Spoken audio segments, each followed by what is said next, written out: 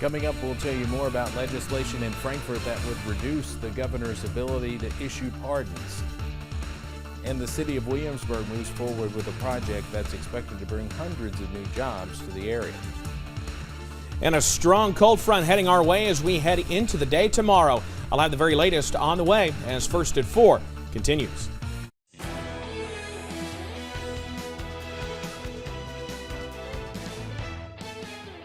Mountain News First at 4 continues.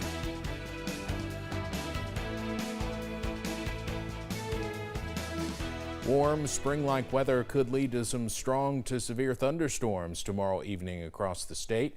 That's why we've declared a severe weather alert day. Meteorologist Evan Hatter joins us now with more on the timing. Evan.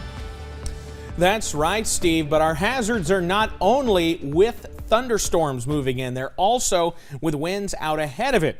Most of the area under some sort of wind product as we head into tomorrow. In fact, some already under one tonight. That'll expire, and then everybody under a wind advisory tomorrow as we head into the remainder of tomorrow and into Friday as well. You see the wind advisory in effect. The western part of the area, that's in effect for tonight. Everybody, it's in effect for tomorrow.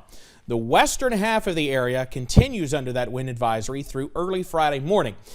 Eastern parts of the area, that wind advisory goes into effect tomorrow morning but expires at 4 o'clock to be replaced with this, a high wind watch, likely to be upgraded to a high wind warning, at least possibly, in those areas once we get the wind advisory out of the way. So we're watching the potential for wind gusts to 40 miles per hour today into tomorrow, out ahead of thunderstorms, with the possibility existing for gusts to 50 to 60 miles per hour, even outside thunderstorms, heading into the afternoon and evening tomorrow. It's something we have to watch very, very closely. Into the low to mid 60s out there this afternoon, watching still this smoke plume from what is likely a decent-sized brush fire in the northern parts of Knott County this afternoon. It's the only thing we're able to pick up on pinpoint Doppler right now because we are rather quiet around the region, and it looks to stay that way as we head through tonight, outside of course, the gusty winds we're continuing to see. So into tonight, mid-50s for overnight lows, mostly cloudy and very breezy.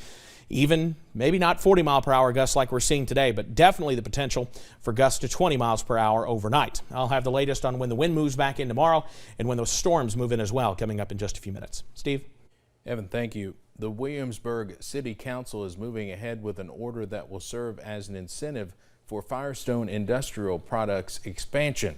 Whitley County Judge Executive Pat White says there was a lot of negotiations over several years to get this passed. Recently at a Whitley County Fiscal Court meeting, it was approved to give an incentive in order to get the expansion underway.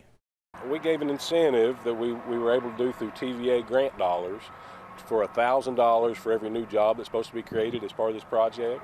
And so that was done with the support of the Whitley County Fiscal Court and the Whitley County Industrial Authority.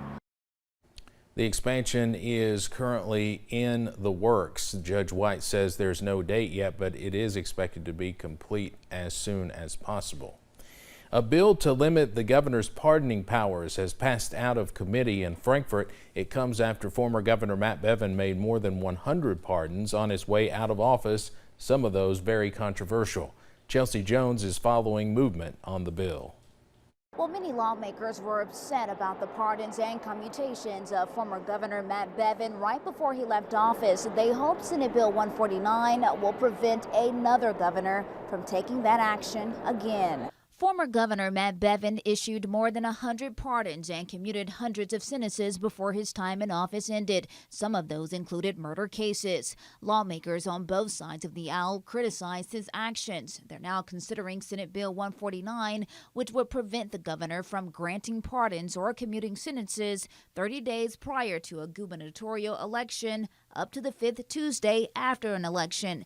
Since the bill amends the Constitution, it would need the approval of the legislature and voters to become law. Republican Senator Christian McDaniel, who's sponsoring the bill, says the legislation does not take away the governor's pardoning authority. It only restricts it. You know, this is not directed at any particular governor or any particular individual.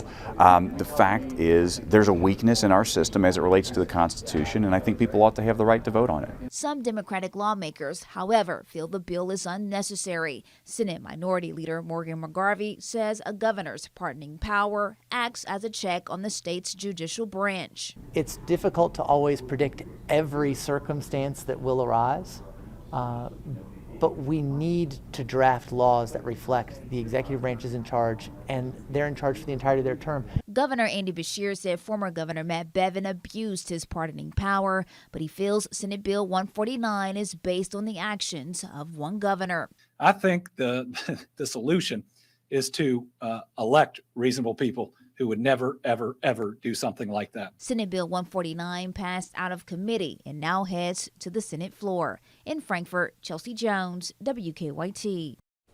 If the legislature passes the bill, the public could vote on the constitutional amendment in this year's elections. Representatives from the First Frontier Appalachian Trail system visited Floyd County today to get the ball officially rolling on a project that's been years in the making. Born from the 2019 Kentucky Mountain Regional Recreation Authority, the trail system is working to link 19 counties in a regional connection. Floyd County was the first county to officially sign a property agreement for the project this morning. Judge Executive Robbie Williams says it's the county's way of showing it is all in on eastern Kentucky. We realize that, my folks in Perry County, they're my neighbors. I want to help them. My folks in Letcher County, I want to help them. That's my neighbors. So if I can't have it, I want them to have it. But we're all going to work together to move eastern Kentucky forward. Williams says the county is using a system of old county roads to sign off a link from the Hippo area to Magoffin County, serving as a link between Knott and Magoffin counties. Many Americans remain hesitant to get the COVID-19 vaccine, especially in certain parts of the United States. A new study from Ohio State looks at COVID-19 vaccine hesitancy among Americans. While Black Americans were initially more hesitant than white Americans to get vaccinated, hesitance dropped faster among Black people.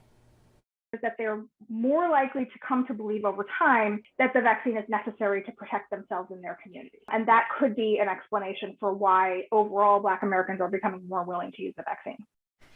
The lead study author notes that initial vaccine hesitance among Black Americans may have been due in part to historical mistrust of the medical community, and says the focus should now be on access to vaccines since fewer Black people are vaccinated. The Biden administration is asking lawmakers for more money to continue fighting the coronavirus pandemic.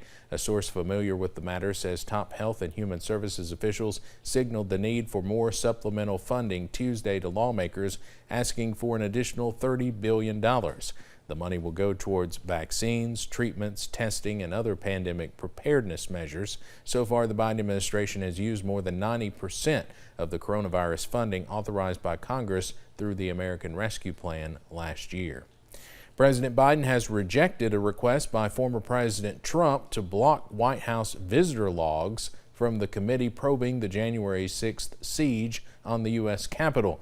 White House counsel Dana Remus wrote to the National Archives that President Biden determined executive privilege is, quote, not in the best interest of the United States and therefore is not justified.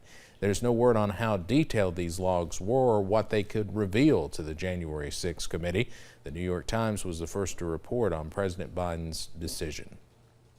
The U.S. says Russia has amassed more than 150,000 soldiers near Ukraine's borders, and those forces are prepared to attack at any moment. But Russia is denying its plans to attack and says those forces have been participating in military exercises, which are coming to an end. CBS's Natalie Brand has more from Capitol Hill. The U.S. warns a Russian invasion of Ukraine could still happen at any time, even as Russia releases video claiming it's pulling back troops. The Russians have engaged in a great deal of propaganda and disinformation on this very question. The Biden administration and NATO say they haven't seen real signs of de-escalation, but to the contrary, some troops moving closer to the border. Russia has amassed an invasion force on the borders of Ukraine. At the same time, there are signs from Moscow that diplomacy should continue.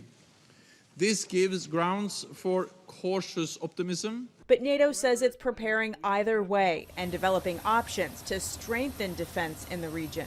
The former U.S. ambassador to Russia testifying before lawmakers on Wednesday said he believes it's still possible Russian President Vladimir Putin hasn't yet decided if he'll attack. Experts on the region described why the threat goes beyond Ukraine.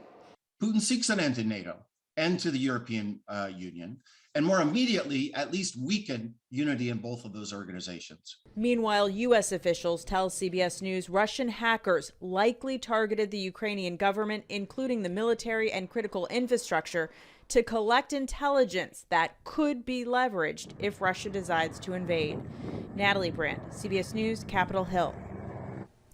Both the U.S. and Ukraine say they are continuing to investigate who was behind yesterday's cyber attack on Ukraine's defense ministry and banks, but suspicion still centers around Russia as being the culprit.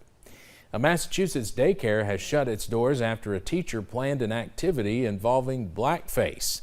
IC Kids Newton says on February 8th, the teacher in a toddler classroom had children wearing blackface masks to celebrate Black History Month. A parent later notified the Montessori school about the incident. IC Kids says the teacher was fired, but it had to close because of protests. It's unclear if it will reopen, but if it does, administrators say they will train all staff in diversity and creating curriculum. Coming up on First at 4, more parents are having conversations with their kids about money, why these are important, and what different age groups need to understand. And a strong cold front brings the potential for high wind and severe storms to the region tomorrow. I'll have the very latest on the wind.